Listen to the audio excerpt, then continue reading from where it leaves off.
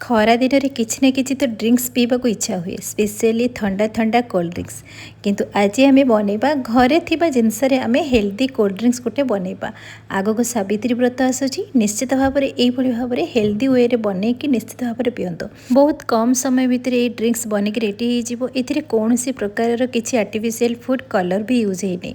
तो चलतु आज ये रेसिपी स्टार्ट कर ड्रिंक्स बनवाई मुझे वाटरमेलन किसी काटिकी नहीं तो खरा दिन स्पेशली घरे घरे यही वाटरमेलन समस्ते खाऊे सावित्री व्रत में वाटरमेलन भी भोगरे भी लगी थाए। तो आपण मैंने निश्चित भाव में ये रेसिपी ट्राए करूँ बहुत इजी आउ कम समय भितर भी बनीज मुझे गोटे ब्लेंडिंग जार नहीं से काटिकी रखि वाटरमेलन किसी ऐड कर गोटे इंच अदा ये काटिकी ऐड कर किसी पुदीना पत्र ऐड कर कंचा आंब अल्प किसी ऐड कर कहीं चटपटा टेस्ट आसवाई सहित मुझे स्वाद अनुसार मुझे चीनी नहीं आपड़ चीनी जगह गुड़ नहीं पारे किंतु कलर टिके अलग आसो से मुझे चीनी ऐड कर आपड़ मिश्री नहीं पारे। एवं आम सब जिन को भलसे ग्राइंड करके आम गोटे स्ट्रेनर छांकी नवा। तो मुझे देखो स्ट्रेनर छांकी नहीं कि कलर देखो टिके डिफरेंट आसी वाटरमेलन जमी रेड ना सेमती जूस आसनी से आम पुदीना पत्र अदा ऐड करते कंचा आंब ऐड करते से तार कलर टिके अलग आसी एवं आम सब जिन को भलसे छांकी नवा किंतु परफेक्ट आमर केमती रेड कलर आसो आम सेमती बनवा। तो से आम ये गोटे छोट ब्लेंडिंग जार मुझे गोटे बीटरूट को चोपा छड़े काटिकी नहीं आम बीटरूट को भलसे ग्राइंड करनवा।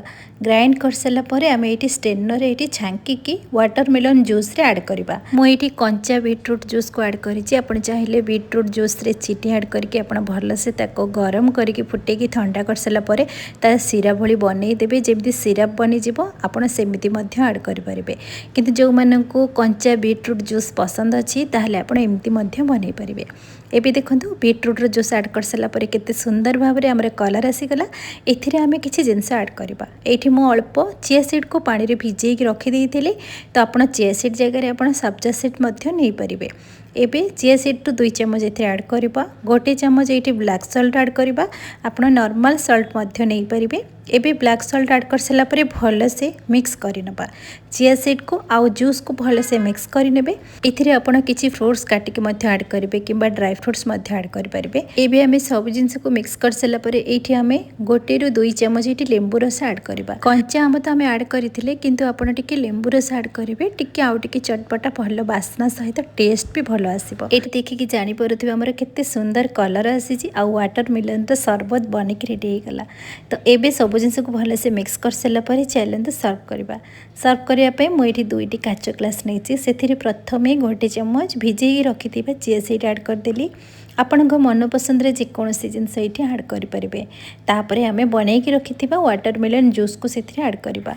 ये जूस ना एते टेस्टी लगे पीवाई आपड़ निश्चित भाव में ट्राए करूँ। अल्प समय भितर भी बनीज बेसी समय लगे आ बहुत ही हेल्दी भी बन छोट टू बड़ा समस्ते पसंद करेंगे ये ड्रिंक पीवाई स्पेशली सावित्री व्रत आसूँ तो समस्त ये ड्रिंक हेल्दी भी बन। आज रेसिपी आपण मानक जदि पसंद आसला बिंदुरोसी चैनल को सब्सक्राइब लाइक शेयर कमेंट करेंगे फेसबुक पेज रे देखुले फॉलो करेंगे। पुणी देखा नुआ रेसिपी सहित से पर्यंत रही नमस्कार।